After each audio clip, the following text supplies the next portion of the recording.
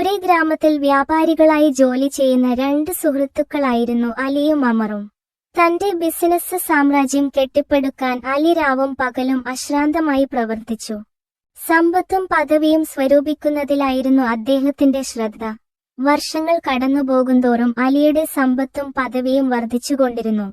പക്ഷെ അദ്ദേഹം കൂടുതൽ ഒറ്റപ്പെടുകയും ടെൻഷൻ അദ്ദേഹത്തെ പിന്തുടരുകയും ചെയ്തു. നേരെ മറിച്ച് അമർ തന്റെ ബിസിനസ്സിനൊപ്പം തന്റെ വിശ്വാസത്തിനും ആത്മീയ വളർച്ചയ്ക്കും മുൻഗണന നൽകി.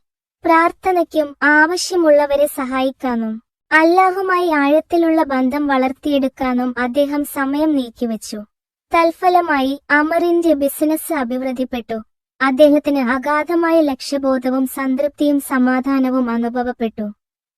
ഒരു ദിവസം അലി അമറിനെ സന്ദർശിച്ച് ചോദിച്ചു, "എങ്ങനെയാണ് നിനക്ക് ഇത്രയധികം സന്തോഷവും സമാധാനവും ലഭിക്കുന്നത്?" അമ്മാർ പുഞ്ചിരിച്ചുകൊണ്ട് പറഞ്ഞു, "നീ ദുനിയവിന്റെ പുറകെ ഓടുമ്പോൾ ദുനിയയുടെ പുറകെ ഓടുന്നു, അത് മാത്രമേ സംഭവിക്കുന്നുള്ളൂ. അതിൽ നിന്റെ പിന്നിൽ ആരുമില്ല, നിന്റെ മുന്നിൽ ആരുമില്ല, നിന്റെ ഉള്ളിൽ ശൂന്യമാണ്. എന്നാൽ ഞാൻ ദീനിനെ പിടിക്കുമ്പോൾ ദുനിയ എന്റെ പുറകിലേക്ക് ഓടുന്നു." തന്റെ തെറ്റ് മനസ്സിലാക്കിയ അലി തന്റെ മുൻഗണനകൾ പുനഃക്രമീകരിക്കാൻ തുടങ്ങി. അന്നു മുതൽ അവനും തന്റെ വിശ്വാസത്തിന് പ്രഥമസ്ഥാനം നൽകുന്നതിന്റെ സന്തോഷവും സംതൃപ്തിയും അനുഭവിച്ചു.